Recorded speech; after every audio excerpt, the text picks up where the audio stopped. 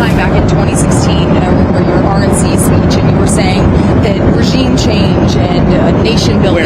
Where? When you were speaking at the RNC back in 2016, you were criticizing regime change and nation building, the U.S. being involved in that. It seems obviously that your stance has changed on that. What led to that? And is the U.S. nation building now? Is that this isn't a country that's on the other side of the world?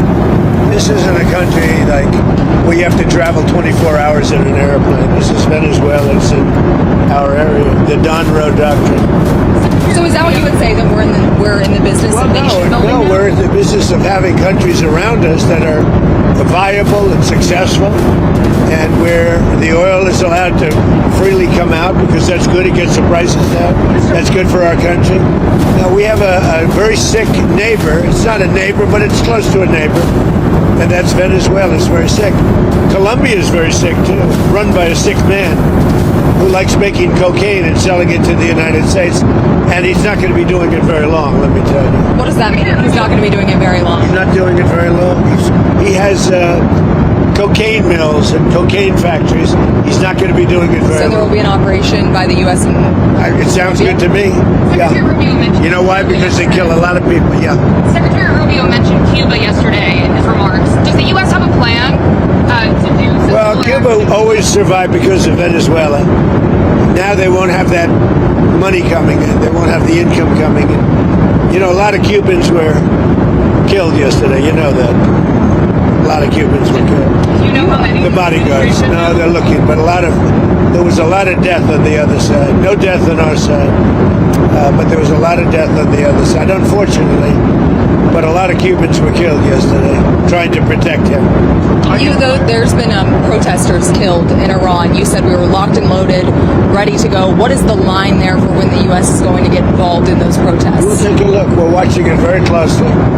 If they start killing people like they have in the past, I think they're going to get hit very hard by the United States. Can I say something? So when he first got elected in January, we met, biggest comeback ever.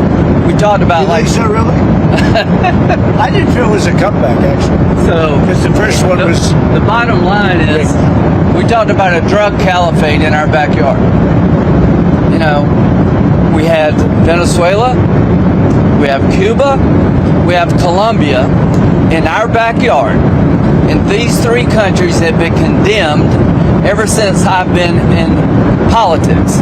Joe Biden put a $25 billion bounty on Maduro's head.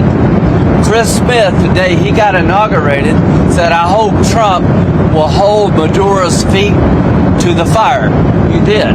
So what has he done? He's going to clear our backyard of a drug caliphate. Countries run by narco-terrorist dictators who murder, rape, send drugs into our country to kill thousands of our citizens. To my Democratic friends, you should be celebrating this. When bin Laden went down, I was the first to applaud President Obama. This was one of the most sophisticated military operations in the history of the country. What they were able to do was amazing. They knew we were coming. We had a good part of the Navy, and they were able to capture this man alive.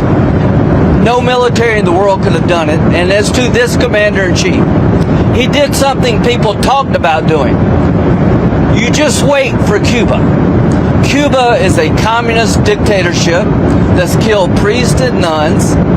They've preyed on their own people. Their days are numbered. We're going to wake up one day, I hope in 26, in our backyard, we're going to have allies in these countries doing business with America, not narco-terrorist dictators killing Americans. This is a big frigging day. And everybody in the world is thinking differently than they were just a few days ago because of what you did.